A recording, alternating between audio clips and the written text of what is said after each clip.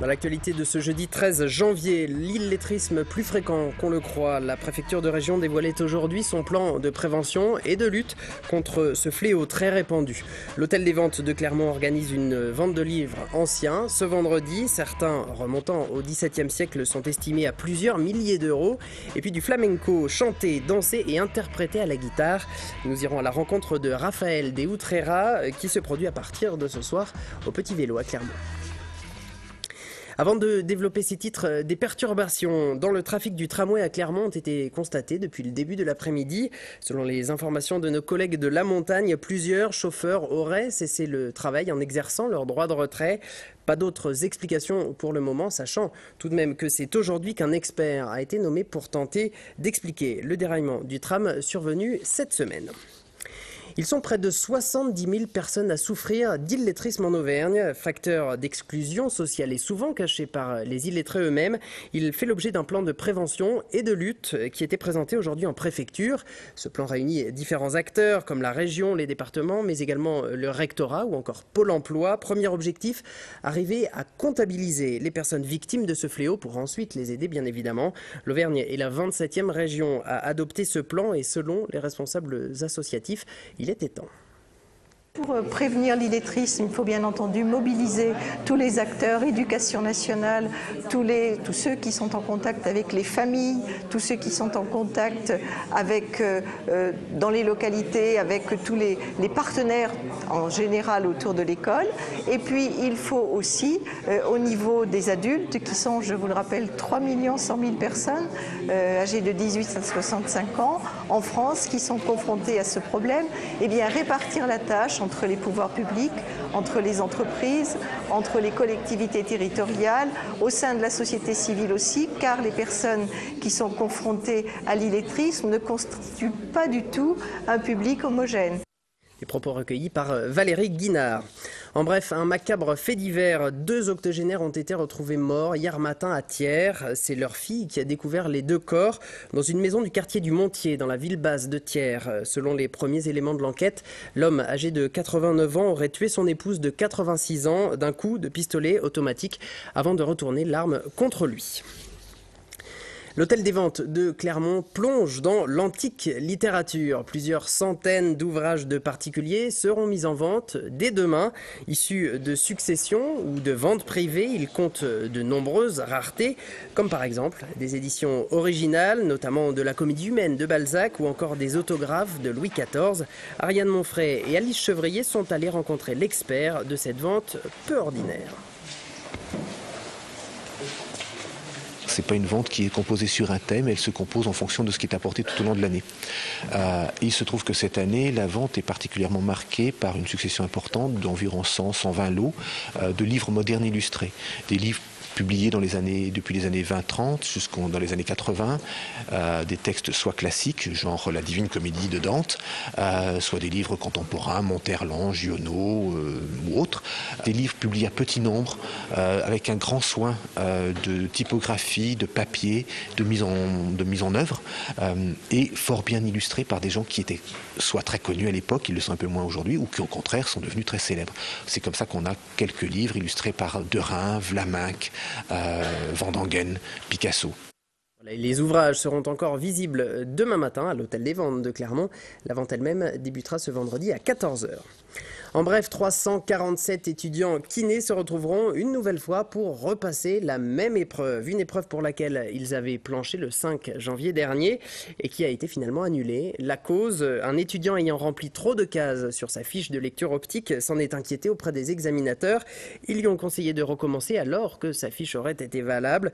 Résultat, il a perdu beaucoup de temps. Un mauvais conseil des examinateurs qui a conduit le jury à considérer l'épreuve inéquitable. Résultat donc final, ils se retrouveront le mardi 25 janvier à 13h30 à Polydôme.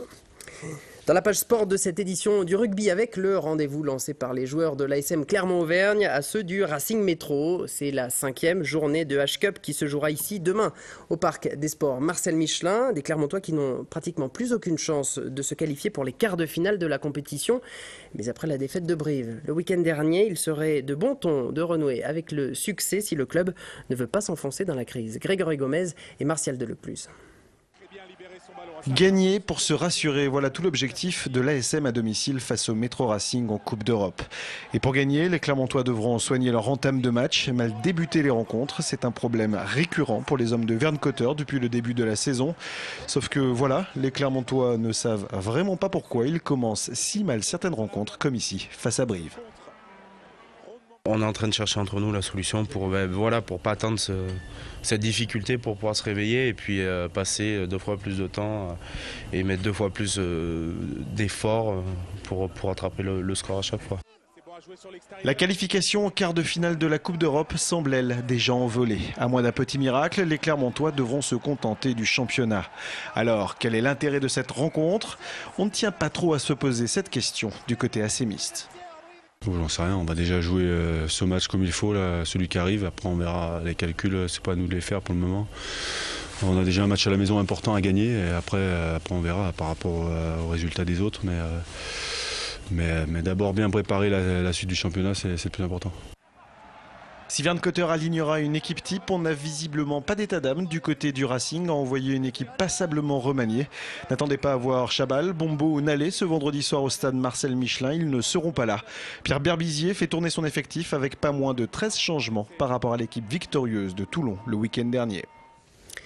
Demain débutent les festivités des 50 ans de la station de Super-Besse. Le direct de demain, il sera d'ailleurs consacré sur Clermont Première et c'est aussi l'occasion pour les locaux de se faire connaître encore un peu plus du grand public et d'attirer du monde dans le massif. C'est pour cette raison que le musée du ski de Besse rouvre ses portes quelques jours pendant ces festivités. Visite guidée avec Valérie Guinard. Pierre-André Chauvet est un passionné. Voilà 35 ans que cet homme est parti à la recherche de vieux matériel de sport d'hiver. 20 ans qu'il a créé au cœur de la cité de Besse son musée, le seul sur ce thème à cette époque. Alors ici, on se trouve entouré de dizaines de très vieux skis, tous datant d'avant 1914, des raretés qui ont survécu à la guerre et qui peuvent être pour certains extrêmement anciens. Eh bien, on a trouvé des skis dans les tourbières à Umeå, en Suède ainsi qu'en Norvège. Et on a pu dater un peu plus de 4000 ans les premiers skis. C'est un côté assez émouvant. Ce n'est pas seulement ici, mais dans 7 pays différents que Pierre-André a été faire ses recherches, car dans le massif du Sancy, l'histoire du ski est beaucoup plus récente. C'est en 1902 qu'on commence à parler pour la première fois de cette activité dans les livres, et ceci grâce à un curé qui organisait des concours. À l'époque, les skis sont fabriqués en frêne, en bouleau ou en hêtre, avec peut-être une petite préférence pour le frêne. Le frêne avait une texture particulière en ce qui concerne son cintrage, ce qui était très important pour la fabrication des skis, il ne cassait pas. On a utilisé également l'Icori, qui était le noyer du Canada, mais son coût était un peu plus onéreux. Du côté des fixations, appelées à cette époque montures, elles étaient fabriquées par le bourrelier, celui qui faisait les harnais des chevaux. Tout ce matériel est à découvrir ici, pendant les vacances scolaires, dans ce petit musée du ski, qui ne manque pas de curiosité.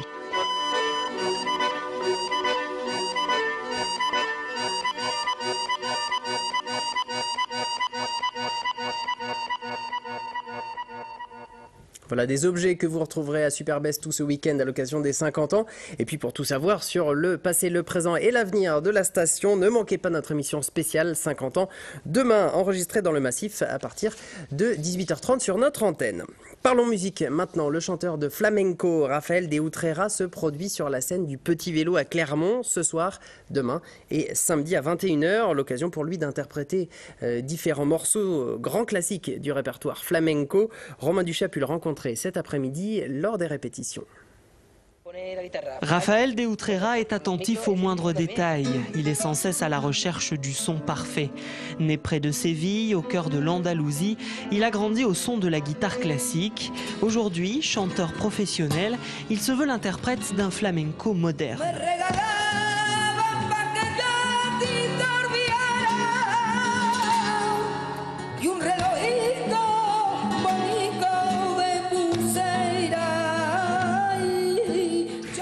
Le flamenco flamenco, c'est une musique très directe. Dans le flamenco, il y a énormément de sensibilité, d'expressivité et de naturel.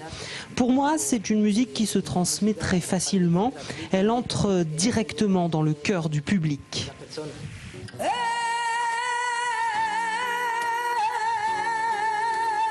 Rafael de Utrera se plaît à interpréter tous les registres du flamenco, accompagné à la guitare par Carlos Haro Sanchez et à la danse par Carmen Lozano, professeur au Conservatoire supérieur de Séville. Quand je viens chanter ici en France, j'ai toujours le plus profond respect pour le public qui vient me voir. Et en même temps, je ressens beaucoup d'appréhension, car le public français est très connaisseur. Il sait ce qu'est le flamenco, autant que le public espagnol finalement. Le flamenco est une musique naturelle pour Rafael de Utrera. Selon lui, il existe autant de variétés de flamenco que de branches sur un même arbre. Et Rafael de Utrera sera donc au Petit Vélo ce soir, demain et samedi à 21h. Et on referme ce journal avec un extrait de live de Candide. Le chanteur auvergnat se produira ce week-end sur la scène de la coopérative de Mai dans le cadre du club Gainsbourg. Écoutez cet extrait tiré d'une émission Ça part en live enregistrée à la puce à l'oreille à Rion. Et puis on se retrouve juste après pour la météo et l'invité de la rédaction. Si toi tu crois avoir raison, les absences elles ont toujours tort. Qu'on se relève ou non, ils font partie du décor. Mais tu remets la vie en doute, et sans doute s'envolent nos erreurs.